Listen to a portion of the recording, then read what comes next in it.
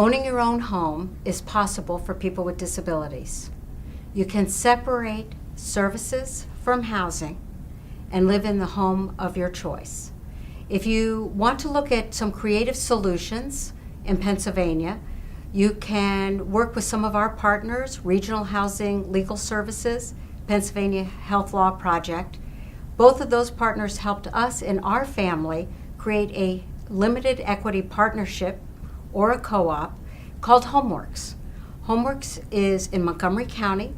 3 people with significant disabilities purchased the home themselves through a partnership, as I mentioned, of other nonprofits, but also with the help of the Pennsylvania Housing Finance Agency and their mortgage program for first-time homeowners who have disabilities.